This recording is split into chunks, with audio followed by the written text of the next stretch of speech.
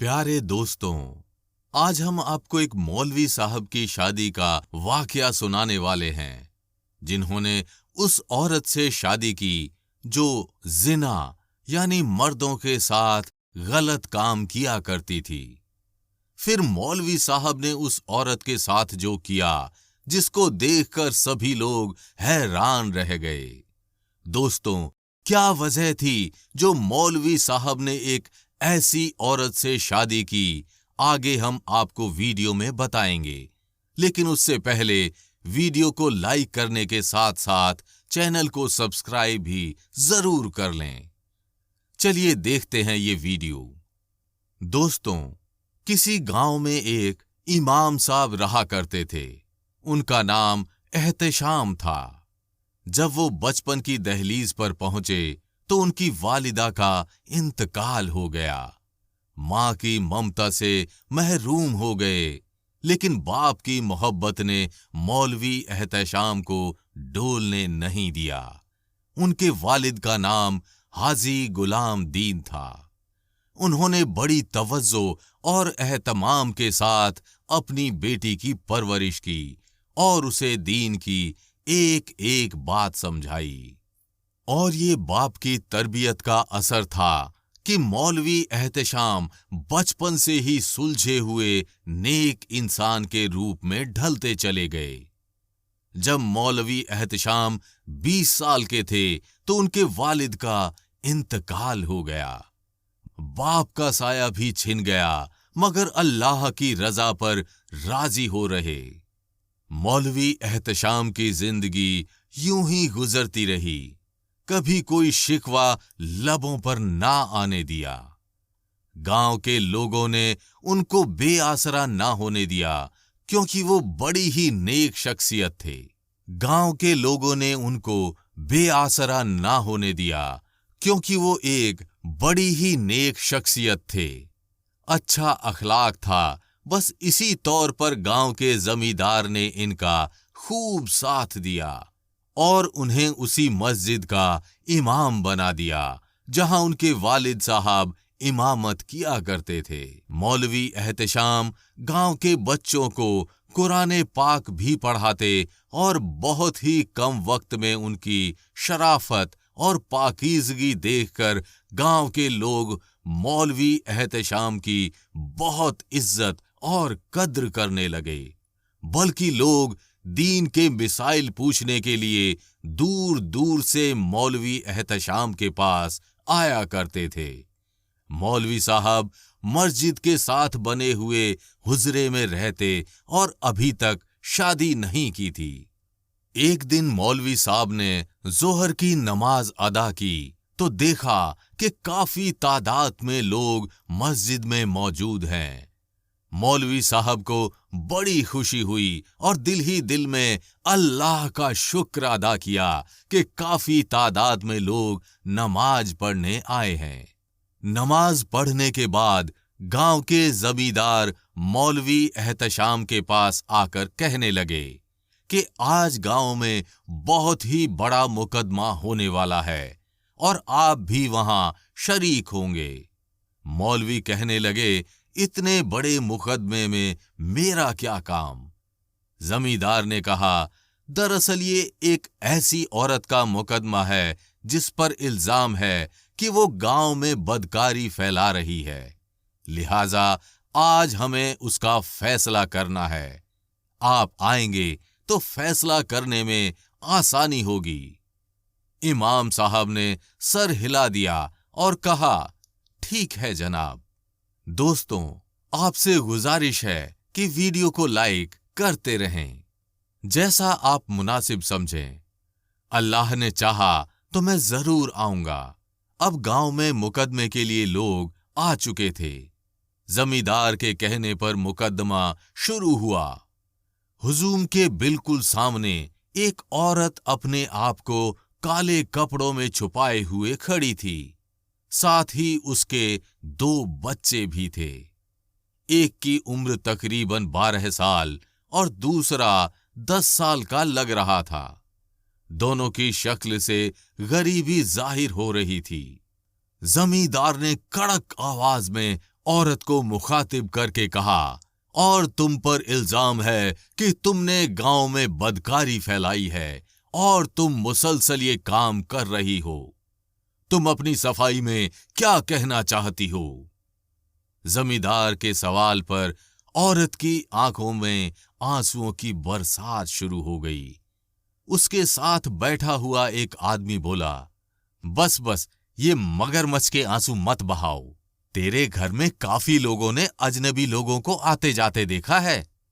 अब बस तुम अपनी फिक्र मनाओ। जमींदार ने उस औरत से कहा, देखो, तुम पर जो इल्जाम लगा है किसी एक शख्स ने नहीं लगाया, बल्कि दर्जनों लोगों ने लगाया है, और इतनी बड़ी तादाद में लोग झूठ नहीं बोल सकते। तुम अपनी सफाई में क्या कहना चाहती हो, खुलकर कहो। उस औरत ने सर झुकाकर जवाब दिया, लोग ठीक कहते हैं, मैं एक तवायफ हूं। हां, मैं बदकार हूं, मुझे मार डालिए और मेरे बच्चों को भी मार डालिए। ये कहकर वो औरत अपने बच्चों को गले लगा ज़ारो कतार रोने लगी। बच्चे भी मां को देखकर तड़प तड़प कर रोते रहे। जमींदार ने कहा, देखो औरत, हमारे हाथ में मौत का फैसला नहीं, ना ही इख्तियार है, ना ही हम कानून को हाथ में लेंगे, लेकिन तुम अपने मुंह से अपने ऊपर लगने वाले इल्जामात का इकरार कर रही हो। खुद ही कह रही हो कि तुम एक बदकार औरत हो। अब जो फैसला होगा वो तुम्हें और तुम्हारे बच्चों को भुगतना पड़ेगा। फिर जमींदार ने हुजूम पर एक नजर डाली और एक आदमी को बुलाकर कहा, क्या मौलवी एहतिशाम आ चुके हैं? उस आदमी ने कहा, जी हां। उसके बाद मौलवी साहब को बुलाया गया।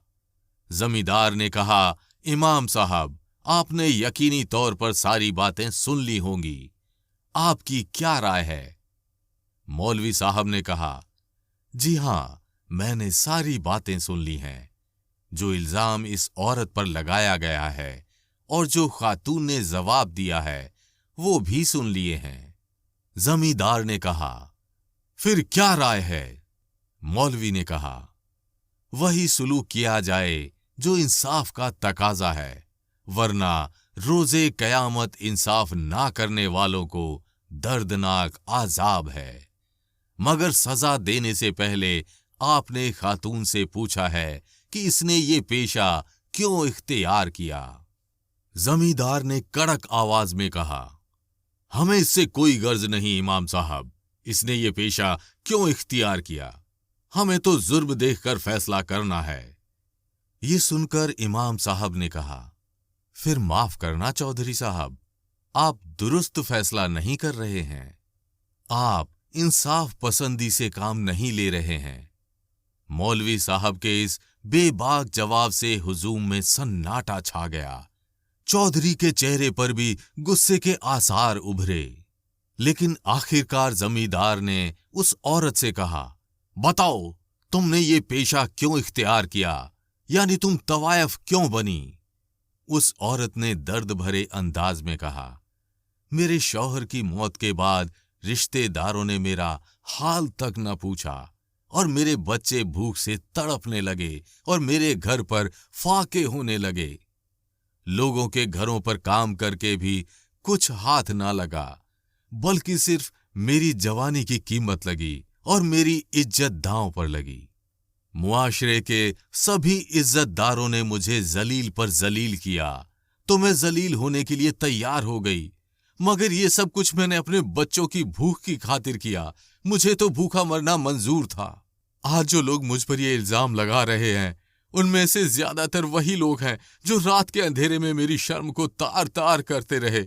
उस औरत के जवाब पर सब हैरान और परेशान हो गए और हुजूम पर खामोशी छा गई और लोगों के सर झुक गए। मौलवी साहब ने कहा, सुन लिया आपने? अगर ये मुजरिम है तो इससे पहले आप सब गांव वाले मुजरिम हैं, जिन्होंने इस खातून को ये पेशा इख्तियार करने पर मजबूर किया। हमारा पूरा गांव इस जुर्म में बराबर का शरीक है। वो मर्द جو اس عورت کو مجبور کرتے رہے اور اس نے آخر کار اپنے بچوں کے لیے اپنی عزت داؤں پر لگا دی۔ اگر اس خاتون کو سزا دینی ہے تو سب سے پہلے آپ سب کو اپنے آپ کو سزا دینی ہوگی۔ مولوی صاحب کی بات سن کر زمیندار نے کہا، آپ سچ کہتے ہیں امام صاحب، میں واقعی انصاف نہیں کر پایا۔ آج سے میں اس انصاف کی کرسی کا اہل نہیں ہوں، مگر ذاتی طور پر ایک بات کا ضرور اہل ہوں، یعنی حق بات کہنا چاہتا ہوں۔ اس عورت کے قریب جا کر اس عورت کے سر پر ہاتھ رکھا اور کہا، آج سے تم میری بیٹی ہو، تمہیں کوئی رسوا نہیں کرے گا۔ یہ سن کر سب میں خوشی کی لہر دوڑ گئی۔ زمیندار کی بات سن کر وہ عورت کہنے لگی، چودھری صاحب، میں کسی کی بیٹی بننے کے لائق نہیں رہی، میں داغدار ہو چکی ہوں۔ آپ کیوں اپنی عزت کو رسوا کرنا چاہتے ہیں؟ اگر خودکشی کرنا اتنا برا کام نہ ہوتی تو میں کب کی کر چکی ہوتی۔ یہ سن کر مولوی صاحب نے کہا، آپ اللہ پاک سے توبہ کریں، وہ اپنے بندوں کو ضرور معاف فرما دیتا ہے۔ ایک بار بندہ اس کے دربار میں حاضر ہو کر معافی مانگے تو صحیح، اور میں آج آپ کے والد صاحب یعنی زمیندار کی توجہ سے آپ کو نکاح کا پیغام دیتا ہوں۔ اگر آپ رضامند ہیں تو میں فوری طور پر آپ کو اپنی بیوی بنانا چاہتا ہوں۔